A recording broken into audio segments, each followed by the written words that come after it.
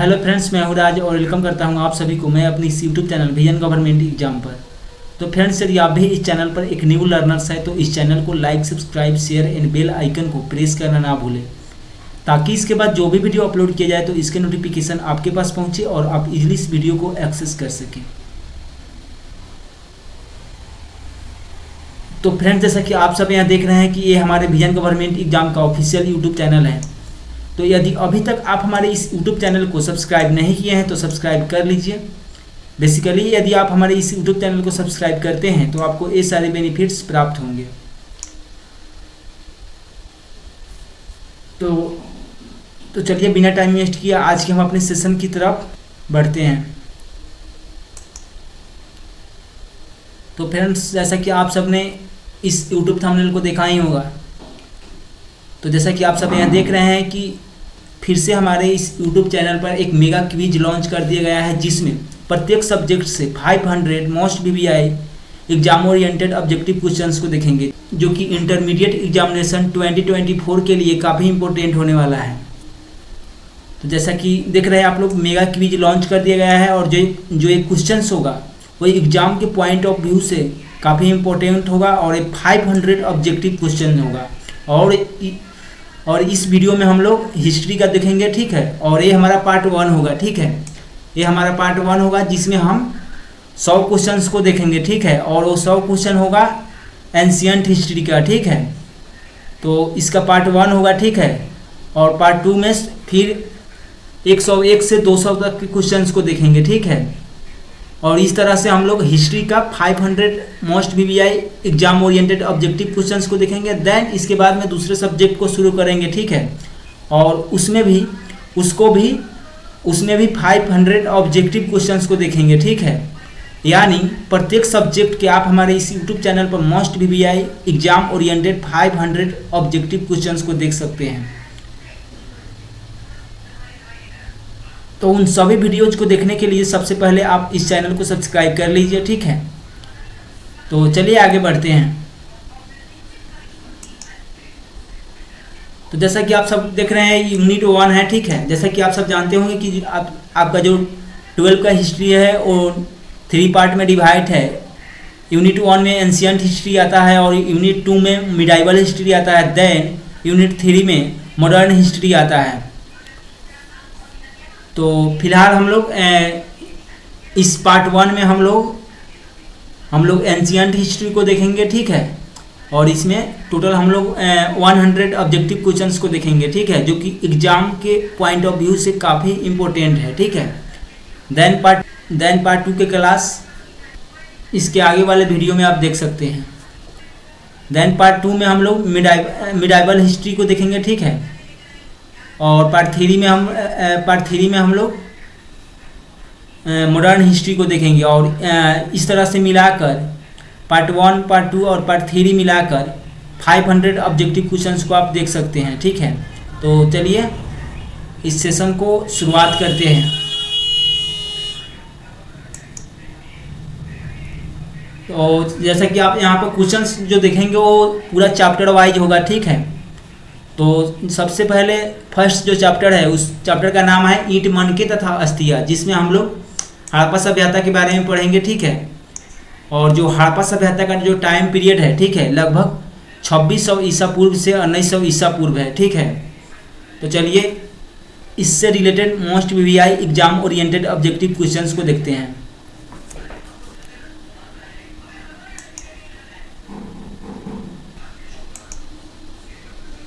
Question number 1 आप सबके screen पे है। हड़प्पा किस नदी के किनारे स्थित है? आपको बतलाना है कि हड़प्पा किस नदी के किनारे स्थित है।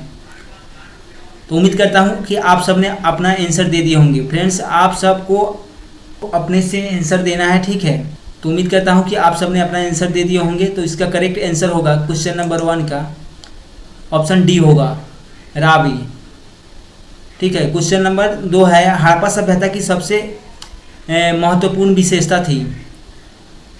तो ऑप्शन नंबर ए है नगर योजना एवं वास्तुकला, ऑप्शन बी है व्यापार, ऑप्शन सी है कला एंड ऑप्शन डी है पशुपालन।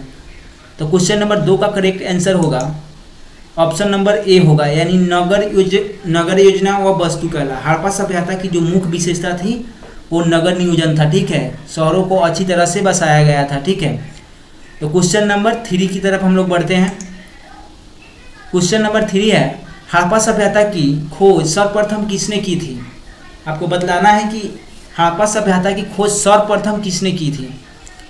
तो क्वेश्चन नंबर 3 का करेक्ट आंसर होगा ऑप्शन नंबर बी होगा, यानी दयाराम साहनी। क्वेश्चन नंबर 4 है, प्राचीन इतिहास का निर्माण किया गया। तो कुछ option number option number A है साहित्यिक स्रोतों के आधार पर। ऑप्शन नंबर बी है विदेशी सॉरी यहाँ पर टाइपिंग मिस्टेक हुआ है, तो यहाँ पर होगा विदेशी यात्रियों के विवरण के आधार पर, पुरातात्विक अवशेषों के आधार पर, एंड ऑप्शन डी है उपरोक्त सभी के आधार पर। तो क्वेश्चन नंबर 4 का करेक्ट आंसर होगा ऑप्शन नंबर डी होगा, यानी उपरोक्त सभी के आधार पर। क्वेश्चन नंबर 5 की तरफ बढ़ते हैं। क्वेश्चन नंबर 5 है, सिंधु घाटी सभ्यता के स्थलों में सर्वप्रथम किस स्थल का उत्खनन हुआ था? तो क्वेश्चन नंबर 5 का करेक्ट आंसर होगा ऑप्शन नंबर ए होगा, यानी हड़प्पा। हम यह मान कर चलते हैं कि ये आप लोग रिवीजन कर रहे हैं, ठीक है, तो इसलिए हम यहाँ पे स्पीड से चलेंगे, ठीक है। तो क्वेश्चन नंबर 6 है, मोहनजोदड़ो किस नदी के किनारे बसा हुआ था? तो क्वेश्चन नंबर 6 का करेक्ट आंसर होगा ऑप्शन नंबर ए होगा, यानी सिंधु नदी के किनारे। क्वेश्चन नंबर 7 की तरफ बढ़ेंगे। क्वेश्चन नंबर 7 है, सिंधु सभ्यता में गोदीवाड़ा का प्रमाण कहाँ से मिलता है? तो क्वेश्चन नंबर 7 का करेक्ट आंसर होगा ऑप्शन नंबर ए होगा, यानी लोथल से। क्वेश्चन नंबर 8 है, किस सिंधु स्थल से सूती कपड़ा का साक्ष्य मिला है? किस सिंधु स्थल से सूती कपड़ा का साक्ष्य मिला है? तो क्वेश्चन नंबर 8 का करेक्ट आंसर हो जाएगा ऑप्शन नंबर डी हो जाएगा, यानी मोहनजोदड़ो। क्वेश्चन नंबर 9 की तरफ बढ़ेंगे। पुरातत्व के अंतर्गत निम्न में से कौन एक नहीं है? आपको बतलाना है कि इनमें से पुरातत्व के अंतर्गत कौन नहीं आता है। तो क्वेश्चन नंबर 9 का करेक्ट आंसर होगा ऑप्शन नंबर ए होगा, यानी साहित्य। साहित्य जो है पुरातत्व के अंतर्गत नहीं आता है, साहित्यिक स्रोत के अंतर्गत आता है। और बाकी जो आप ऑप्शन नंबर बी, सी और डी देख रहे हैं, ये पुरातत्व के अंतर्गत आता है। क्वेश्चन नंबर यहाँ पे 10 होगा, ठीक है, टाइपिंग मिस्टेक हुआ है तो आप लोग इसको सुधार लीजिएगा। हड़प्पा सभ्यता का प्रशासन था, क्या वो राजतंत्रात्मक था, क्या वो लोकतंत्रात्मक था, या नगरपालिका जैसा था, या गणतंत्रात्मक था? तो क्वेश्चन नंबर 10 का करेक्ट आंसर होगा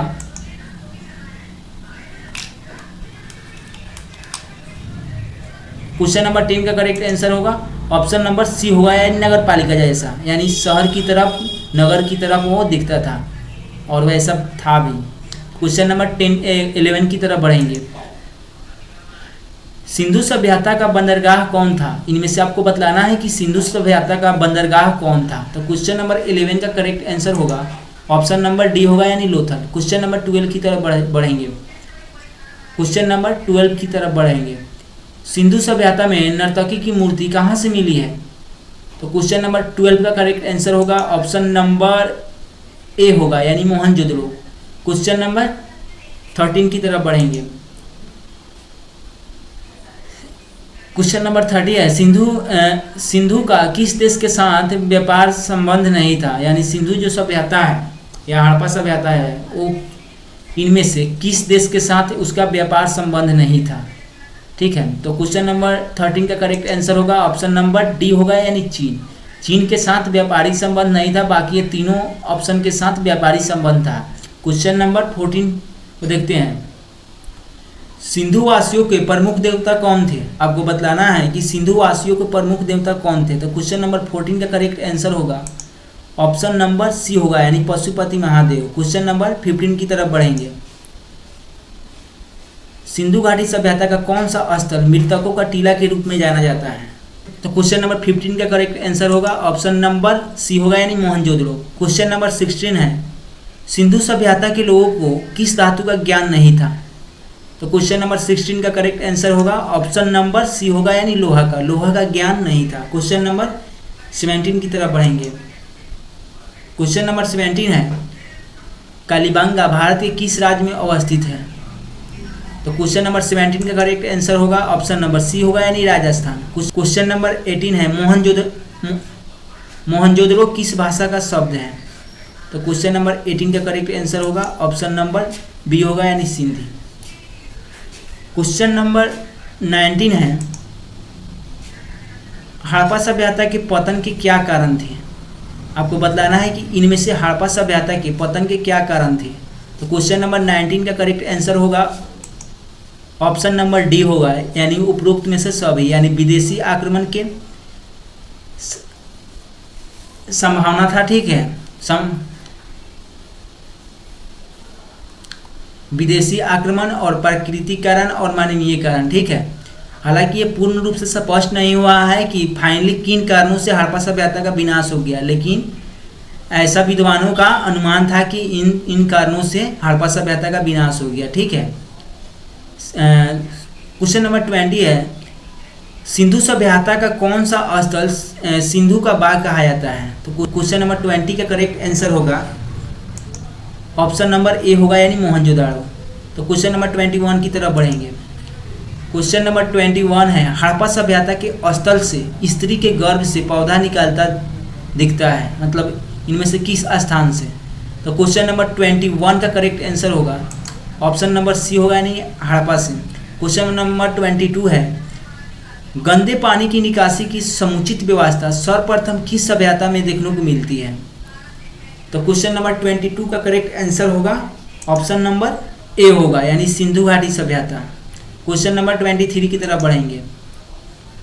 हड़प्पा सभ्यता किस युग की सभ्यता थी। तो क्वेश्चन नंबर 23 का करेक्ट आंसर होगा ऑप्शन नंबर सी होगा, यानी कांस्य युग। क्वेश्चन नंबर 24 है, सिंधु सभ्यता में समाज का स्वरूप कैसा था। तो क्वेश्चन नंबर 24 का करेक्ट आंसर है ऑप्शन नंबर ए, यानी मातृसत्तात्मक। क्वेश्चन नंबर 25 है, सिंधु घाटी सभ्यता किसके समकालीन नहीं मानी जाती है। आपको बतलाना है कि इनमें से सिंधु घाटी सभ्यता किसके समकालीन नहीं मानी जाती है। तो क्वेश्चन नंबर 25 का करेक्ट आंसर होगा ऑप्शन नंबर ए होगा, यानी चीन की सभ्यता। यानी सिंधु घाटी जो सभ्यता था वो चीन की सभ्यता के समकालीन नहीं था। ठीक है, बाकी इनके समकालीन था, मिस्र की सभ्यता के। ठीक है, और मेसोपोटामिया की सभ्यता के। ठीक है, क्योंकि जो सिंधु घाटी सभ्यता थी उस समय मिस्र की सभ्यता थी और मेसोपोटामिया की सभ्यता भी थी। क्वेश्चन नंबर 26 की तरफ बढ़ेंगे। कालीबांगा किस नदी के किनारे अवस्थित है। आपको बतलाना है कि कालीबांगा किस नदी के किनारे अवस्थित है। तो क्वेश्चन नंबर 26 का करेक्ट आंसर होगा ऑप्शन नंबर डी होगा, यानी सरस्वती। क्वेश्चन नंबर 27 है, सिंधु सभ्यता का क्षेत्रफल किस आकार का था। तो क्वेश्चन नंबर 27 का करेक्ट आंसर होगा ऑप्शन नंबर डी होगा, यानी त्रिभुज का। क्वेश्चन नंबर 28 है, रखालदास बनर्जी को मोहनजोदड़ो के अवशेष किस वर्ष मिले। तो क्वेश्चन नंबर 28 का करेक्ट आंसर होगा ऑप्शन नंबर डी होगा, यानी 1922 को। और उसी साल रखालदास बनर्जी ने मोहनजोदड़ो की खोज की। हालांकि उसी के संदर्भ में बोला जा रहा है कि किस वर्ष अवशेष मिला, तो दोनों बात सेम ही है। ठीक है, क्वेश्चन नंबर 29 है, हड़प्पा संस्कृति आधारित थी। आपको बतलाना है कि इनमें से हड़प्पा संस्कृति किस पर आधारित थी। तो क्वेश्चन नंबर 29 का करेक्ट आंसर होगा ऑप्शन नंबर बी होगा, यानी मुख्यतः कृषि पर आधारित थी। क्वेश्चन नंबर 30 है, हल से जोते हुए खेत के साक्ष्य कहाँ मिले हैं। इनमें से आपको बतलाना है कि हल के जोते हुए खेत के साक्ष्य कहाँ मिले हैं। तो क्वेश्चन नंबर 30 का करेक्ट आंसर होगा ऑप्शन नंबर ए होगा, यानी कालीबांगा से। क्वेश्चन नंबर 31 की तरफ मूव ऑन करेंगे। सिंधु घाटी सभ्यता की जुड़वा राजधानी थी।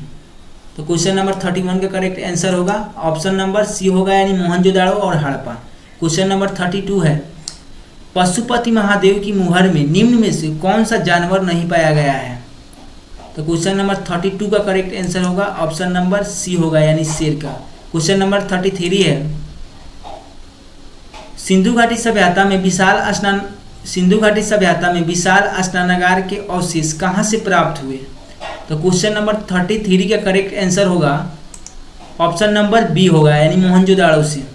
क्वेश्चन नंबर 34 है, किस स्थान से शतरंज की तरह के खेल के प्रमाण प्राप्त हुए हैं। आपको बतलाना है कि इनमें से किस स्थान से शतरंज की तरह खेल के प्रमाण प्राप्त हुए हैं। तो क्वेश्चन नंबर 34 का करेक्ट आंसर होगा ऑप्शन नंबर ए होगा, यानी हड़प्पा से। क्वेश्चन नंबर 35 को देखते हैं। क्वेश्चन नंबर 35 है, राय बहादुर दयाराम साहनी ने कहाँ उत्खनन करवाया था, यानी इनमें से किस जगह पर उत्खनन करवाया था। तो क्वेश्चन नंबर 35 का करेक्ट आंसर होगा, यानी ऑप्शन नंबर बी होगा, यानी हड़प्पा। क्वेश्चन नंबर 36 है, हड़प्पा सभ्यता के लोग उपासना करते थे, तो वे किनके उपासना करते थे। तो क्वेश्चन नंबर 36 का करेक्ट आंसर होगा ऑप्शन नंबर सी होगा, यानी मातृ देवी की। क्वेश्चन नंबर 37 की तरफ मूव ऑन करेंगे। क्वेश्चन नंबर 37 है, हड़प्पा सभ्यता का स्वरूप क्या है। क्या वे ग्रामीण सभ्यता था, क्या वे शहरी सभ्यता था, क्या वे भोजन संग्राहक सभ्यता था, क्या वे कबीलाई सभ्यता था। तो आपको इनमें से करेक्ट आंसर को चूज करना है। तो क्वेश्चन नंबर 37 का करेक्ट आंसर होगा ऑप्शन नंबर बी होगा, यानी शहरी सभ्यता। क्वेश्चन नंबर 38 है, हड़प्पा सभ्यता का सबसे बड़ा नगर कौन है। तो क्वेश्चन नंबर 38 का करेक्ट आंसर होगा ऑप्शन नंबर बी होगा, यानी मोहनजोदाड़ो जो है वो हड़प्पा सभ्यता का सबसे बड़ा नगर है। क्वेश्चन नंबर 39 की तरफ बढ़ेंगे, और जो 39 क्वेश्चन का शुरुआत होता है वो चैप्टर नंबर 2 से होगा, ठीक है।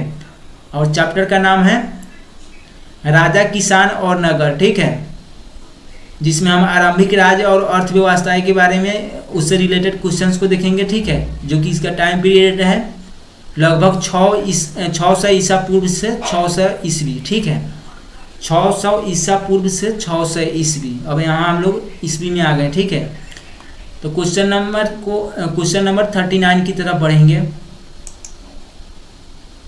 क्वेश्चन नंबर 39 है, भारतीय इतिहास का कौन सा काल स्वर्ण काल कहलाता है। तो क्वेश्चन नंबर 39 का करेक्ट आंसर होगा ऑप्शन नंबर बी होगा, यानी गुप्त काल। गुप्त काल को स्वर्ण काल के रूप में जाना जाता है। क्वेश्चन नंबर 40 है, बाणभट्ट की रचना जो है कादम्बरी में किस शासक का वर्णन है, यानी जो बाणभट्ट की रचना है कादम्बरी, इनमें किस शासक का वर्णन किया गया है। तो क्वेश्चन नंबर 40 का करेक्ट आंसर होगा ऑप्शन नंबर डी होगा, यानी हर्षवर्धन का। क्वेश्चन नंबर 41 की तरफ मूव ऑन करेंगे। क्वेश्चन नंबर 41 है, भारत का नेपोलियन किस शासक को कहा जाता है। तो फ्रेंड्स यहाँ पे टाइपिंग मिस्टेक हुआ है, तो नंबरिंग में टाइपिंग मिस्टेक हुआ है, तो इससे तो क्वेश्चन नंबर 41 है, भारत का नेपोलियन किस शासक को कहा जाता है। तो क्वेश्चन नंबर 41 का करेक्ट आंसर होगा ऑप्शन नंबर बी, समुद्रगुप्त को। तक्षशिला किस राज्य में स्थित है, आपको बतलाना है कि जो तक्षशिला है ये किस राज्य में स्थित है। तो क्वेश्चन नंबर 42 का करेक्ट आंसर होगा ऑप्शन नंबर सी होगा, गंधार राज्य। क्वेश्चन नंबर 42 की तरफ बढ़ेंगे, 43 की तरफ बढ़ेंगे। चीनी यात्री फहियान किस शासक, जो चीनी यात्री फहियान है ये किस शासक के काल में भारत आया था, ठीक है। तो क्वेश्चन नंबर 43 का करेक्ट आंसर होगा ऑप्शन नंबर बी होगा, यानी विक्रम द्वितीय के शासनकाल में। क्वेश्चन नंबर 44 है, अशोक के कुल कितने अभिलेख अभी तक प्राप्त हुए हैं। तो क्वेश्चन नंबर 44 का करेक्ट आंसर होगा ऑप्शन सी होगा, यानी 40। क्वेश्चन नंबर 45 की तरफ बढ़ेंगे। भारत की सबसे प्राचीनतम लिपि क्या थी, भारत की सबसे प्राचीनतम लिपि क्या थी। तो क्वेश्चन नंबर 45 का करेक्ट आंसर होगा ऑप्शन नंबर बी होगा, यानी ब्राह्मी। क्वेश्चन नंबर 46 है, कलिंग युद्ध का वर्णन किस अभिलेख में किया गया है। तो क्वेश्चन नंबर 46 का करेक्ट आंसर होगा ऑप्शन नंबर डी होगा, यानी 13वें शिलालेख में। अशोक के 13वें शिलालेख में कलिंग युद्ध का वर्णन किया गया है।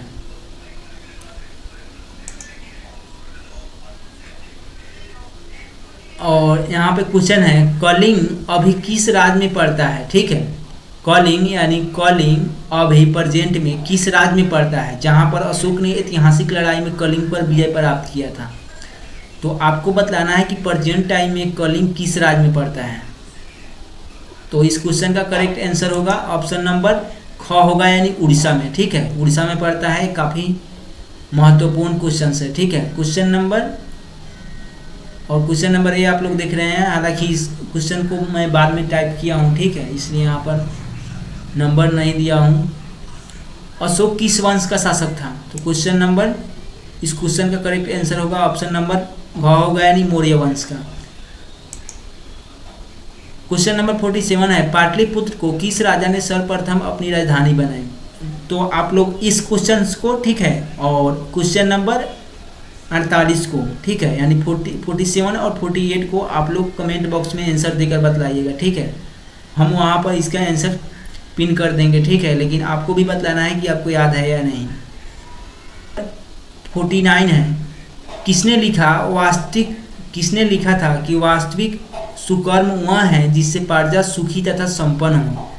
तो क्वेश्चन नंबर 49 का करेक्ट आंसर होगा ऑप्शन नंबर डी होगा, यानी कौटिल्य। क्वेश्चन नंबर 50 है, जरासंध का संबंध किस वंश से था? तो क्वेश्चन नंबर 50 का करेक्ट आंसर होगा ऑप्शन नंबर बी होगा, यानी बृहदर्थ वंश से, ठीक है। क्वेश्चन नंबर 51 की तरफ बढ़ेंगे। 51 है, शक्स संवत की शुरुआत कब से मानी जाती है? ठीक है, तो क्वेश्चन नंबर 51 का करेक्ट आंसर होगा ऑप्शन नंबर बी होगा, यानी 78 ईस्वी से। क्वेश्चन नंबर 52 है, विश्व में पाई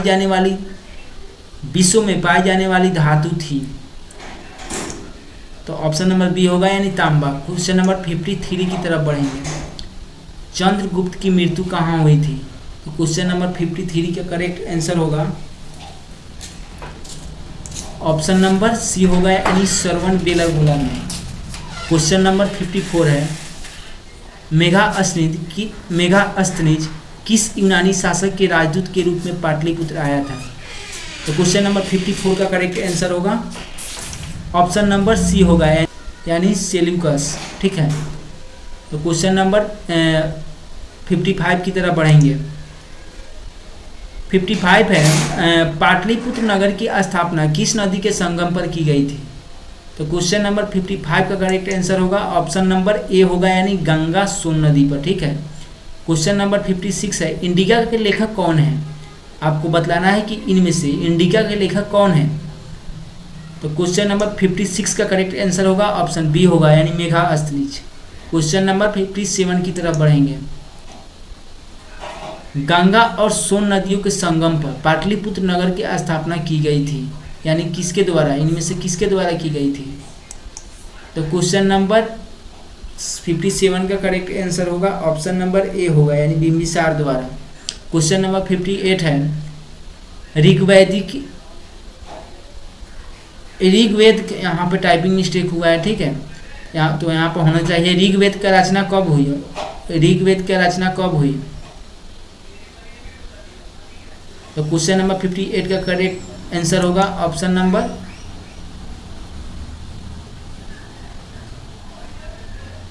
यहाँ पे ऑप्शन डी होना चाहिए, ठीक है, ऑप्शन डी होना चाहिए, ठीक है, 1500 से 1000 ईस्वी, ठीक है।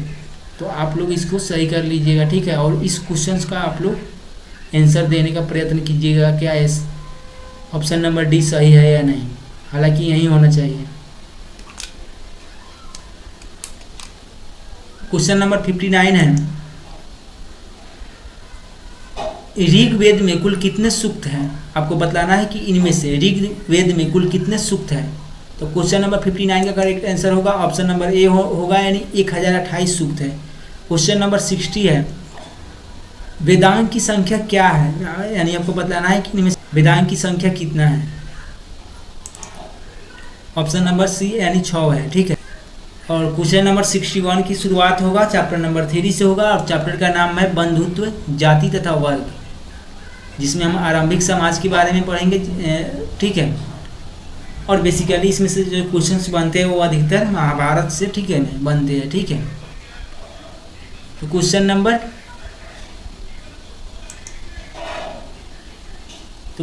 61 है, पुराणों की संख्या कितना है? आपको बतलाना है कि पुराणों की संख्या कितनी है। तो क्वेश्चन नंबर 61 का करेक्ट आंसर होगा ऑप्शन नंबर बी होगा, यानी 80। क्वेश्चन नंबर 62 है, महाभारत और पुराण में मथुरा के शासक वंश को कहा गया, यानी ऑप्शन सी होगा, यानी अदु। क्वेश्चन नंबर 63 है, मानव जीवन के संपूर्ण जीवन को, मानव जीवन के संपूर्ण जीवन को कितने आश्रमों में बांटा गया है? तो क्वेश्चन नंबर 63 का करेक्ट आंसर होगा ऑप्शन नंबर सी होगा, यानी 4 आश्रमों में बांटा गया है। ठीक है। और क्वेश्चन नंबर 64 है, महाभारत को किसने लिखा? तो क्वेश्चन नंबर 64 का करेक्ट आंसर होगा ऑप्शन नंबर डी होगा, यानी वेद व्यास। क्वेश्चन नंबर 65 है, प्राचीन भारत के महाकाव्य का क्या नाम है? इनमें से आपको बतलाना है कि कौन प्राचीन भारत का महाकाव्य है। तो क्वेश्चन नंबर 65 का करेक्ट आंसर होगा ऑप्शन नंबर ए होगा, यानी महाभारत। क्वेश्चन नंबर 66 है, रामायण की रचना किसने की? तो क्वेश्चन नंबर 66 का करेक्ट आंसर होगा ऑप्शन नंबर ए होगा, यानी वाल्मीकि जी ने रामायण की रचना की थी। ठीक है। क्वेश्चन नंबर 67 की तरफ बढ़ेंगे। क्वेश्चन नंबर 67 है, महाभारत की रचना किस भाषा में हुई थी? तो क्वेश्चन नंबर 67 का करेक्ट आंसर होगा ऑप्शन नंबर ए होगा, यानी संस्कृत में। क्वेश्चन नंबर 68 है, अर्जुन किसके शिष्य थे? आपको बतलाना है कि अर्जुन किसके शिष्य थे। तो क्वेश्चन नंबर 68 का करेक्ट आंसर होगा ऑप्शन नंबर सी होगा, यानी द्रोणाचार्य के शिष्य थे अर्जुन। ठीक है। क्वेश्चन नंबर 69 की तरफ बढ़ेंगे। क्वेश्चन नंबर 69 है, गंगा पुत्र किसे कहा जाता है? आपको बतलाना है कि इनमें से गंगा पुत्र किसे कहा जाता है। तो ऑप्शन नंबर सी होगा इसका करेक्ट आंसर, यानी भीष्म को गंगा पुत्र के नाम से जाना जाता है। ठीक है। क्वेश्चन नंबर 70 है, मनुस्मृति में कितने प्रकार के विवाह का उल्लेख किया गया है? तो क्वेश्चन नंबर 70 का करेक्ट आंसर होगा ऑप्शन नंबर सी होगा, यानी 8 प्रकार के विवाहों का उल्लेख किया गया है। ठीक है। क्वेश्चन नंबर 71 है, दुर्योधन की माँ कौन थी? आपको इनमें से बतलाना है कि दुर्योधन की माँ कौन थी। तो क्वेश्चन नंबर 71 का करेक्ट आंसर होगा ऑप्शन नंबर ए होगा, यानी गांधारी। क्वेश्चन नंबर 72 की तरफ बढ़ेंगे। कर्ण की माँ कौन थी? आपको बतलाना है कि कर्ण की माँ कौन थी। हालांकि आप महाभारत को ये सब देखे होंगे कि हालांकि आप महाभारत को यदि देखे होंगे तो आपको ये जरूर मालूम होगा क्योंकि ये क्वेश्चंस वहीं से है। ठीक है। तो क्वेश्चन नंबर 72 का करेक्ट आंसर होगा ऑप्शन नंबर ए होगा, यानी कुंती। क्वेश्चन नंबर 73 है और एक काफ़ी बड़े लाइन में लिखा हुआ है। ठीक है। कर्मण सेवाधिकारस्ते माँ फलेषु कदाचन। तो बतलाना है जो ये यहाँ पर इन्वर्टेड कोमा के अंदर जो लाइन लिखा है, ये श्रीमद् भागवत गीता के किस अध्याय से वर्णित है? तो क्वेश्चन नंबर 73 का करेक्ट आंसर होगा ऑप्शन नंबर बी हो गया, यानी द्वितीय अध्याय से वर्णित है। क्वेश्चन नंबर 74 है, भीष्म की पत्नी थी। आपको बतलाना है कि इसमें से भीष्म की पत्नी कौन थी। तो क्वेश्चन नंबर 74 का करेक्ट आंसर होगा हिडिंबा। क्वेश्चन नंबर 75 है, दुर्योधन की ओर से कौरव पांडव युद्ध में शामिल थे, यानी जो कौरव और पांडवों का युद्ध हुआ। ठीक है। तो दुर्योधन की ओर से इनमें से कौन शामिल था?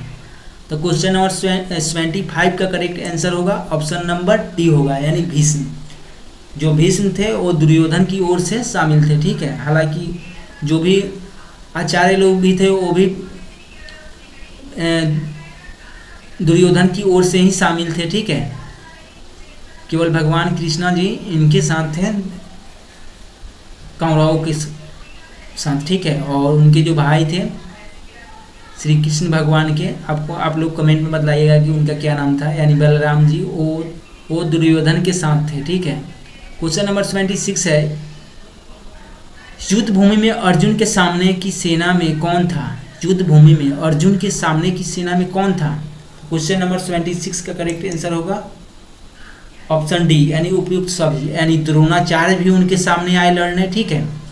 भीष्म पितामह भी आए, जैसा कि आप सब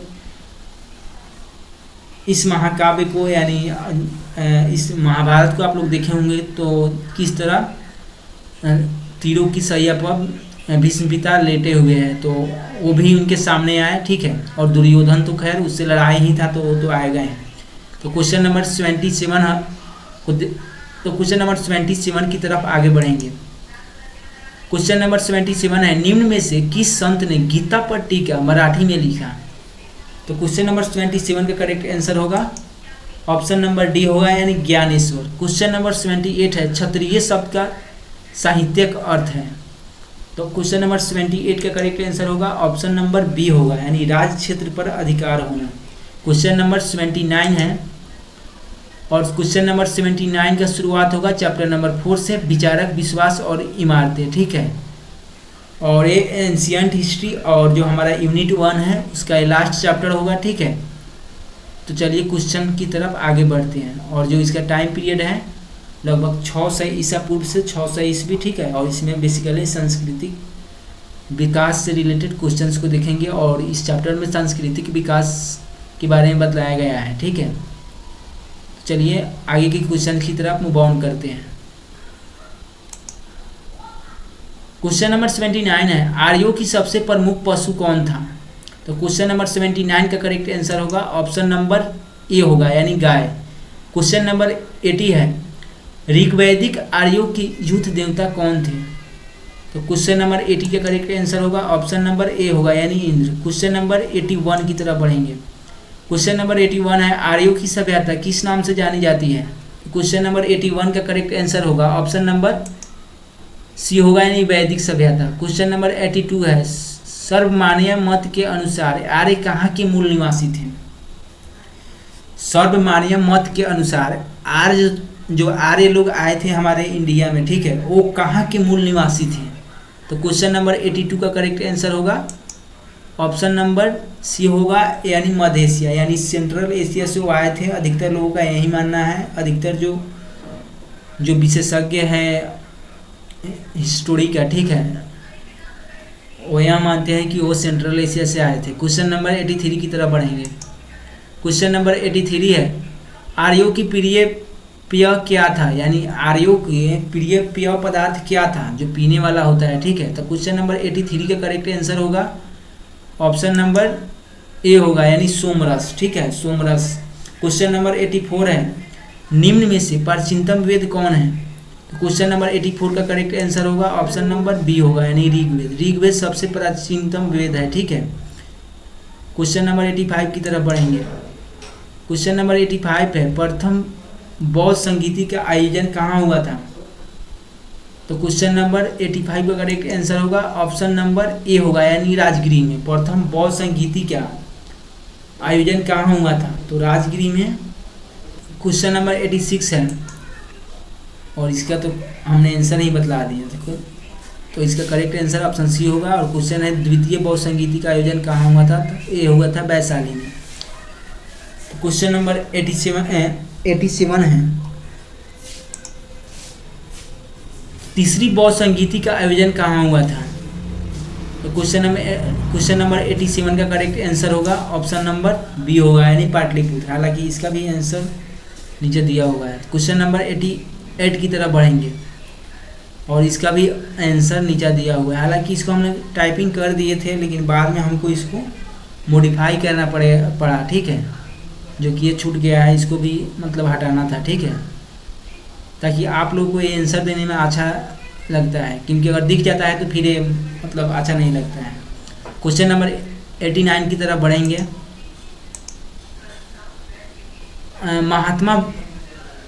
महात्मा बुद्ध के बचपन का नाम क्या था? क्वेश्चन नंबर 89 का करेक्ट आंसर होगा ऑप्शन नंबर बी होगा, यानी सिद्धार्थ। क्वेश्चन नंबर 90 है, गौतम बुद्ध किस कुल से संबंधित है? गौतम बुद्ध किस कुल से संबंधित है? तो क्वेश्चन नंबर 90 का करेक्ट आंसर होगा ऑप्शन नंबर ए होगा, यानी शाक्य कुल से वो बिलोंग करते थे। क्वेश्चन नंबर 91 की तरफ बढ़ेंगे। क्वेश्चन नंबर 91 है, वैदिक सभ्यता थी, आपको बतलानी है कि वैदिक सभ्यता क्या वो नगरीय थी, क्या वे ग्रामीण थी, क्या वे शिकारी थी? तो क्वेश्चन नंबर 91 का करेक्ट आंसर होगा ऑप्शन नंबर बी होगा, यानी ग्रामीण। क्वेश्चन नंबर 92 की तरफ बढ़ेंगे। महावीर ने पार्श्वनाथ के सिद्धांत में नया सिद्धांत क्या जोड़ा? तो क्वेश्चन नंबर 92 का करेक्ट आंसर होगा ऑप्शन नंबर बी होगा, यानी ब्रह्मचर्य का। क्वेश्चन नंबर 93 की तरफ बढ़ेंगे। क्वेश्चन नंबर 93 है, धर्म चक्र परिवर्तन क्या है? तो क्वेश्चन नंबर 93 का करेक्ट आंसर होगा ऑप्शन नंबर बी होगा, यानी प्रथम उपदेश। प्रथम उपदेश को, ठीक है, धर्म चक्र परिवर्तन कहा जाता है, ठीक है। गौतम बुद्ध ने बौद्ध संघ की स्थापना कहाँ की थी? तो क्वेश्चन नंबर 94 का करेक्ट आंसर होगा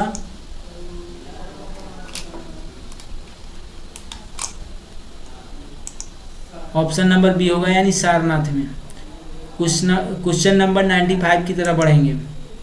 क्वेश्चन नंबर 95 है, गौतम बुद्ध के समकालीन मगध सम्राट था, यानी गौतम बुद्ध के समय पर कौन मगध सम्राट था, यानी उस समय कौन मगध सम्राट था। तो क्वेश्चन नंबर 95 का करेक्ट आंसर होगा ऑप्शन नंबर बी होगा, यानी बिंबिसार। क्वेश्चन नंबर 96 है, निम्न में से कौन गौतम बुद्ध के शिष्य थे। आपको बतलाना है कि इनमें से कौन गौतम बुद्ध के शिष्य थे। तो क्वेश्चन नंबर 96 का करेक्ट आंसर होगा ऑप्शन नंबर डी होगा, यानी उपरोक्त सभी, यानी आनंद एवं उपाली, कश्यप, ठीक है। और ऑप्शन नंबर सी भी होगा। तो क्वेश्चन नंबर 97 की तरफ बढ़ेंगे। क्वेश्चन नंबर 97 है, ऋग्वैदिक समाज था। आपको बतलाना है कि इसमें ऋग्वैदिक समाज कैसा था। क्वेश्चन नंबर 97 का करेक्ट आंसर होगा ऑप्शन नंबर ए होगा, यानी पितृसत्तात्मक, ठीक है। क्वेश्चन नंबर 98 है, वेद का अर्थ है, यानी वेद का सामान्य अर्थ क्या होता है। तो क्वेश्चन नंबर 98 का करेक्ट आंसर होगा ऑप्शन नंबर ए होगा, यानी ज्ञान। यहाँ पर यूनिट 1 समाप्त होता है, जिसमें हम एंशिएंट हिस्ट्री से रिलेटेड ऑब्जेक्टिव क्वेश्चंस को देखे हैं, ठीक है। और अगले क्लास में हम यूनिट 2 में मिडाइवल हिस्ट्री से रिलेटेड ऑब्जेक्टिव क्वेश्चंस को देखेंगे, ठीक है। तो thanks for watching this video, मिलते हैं कल।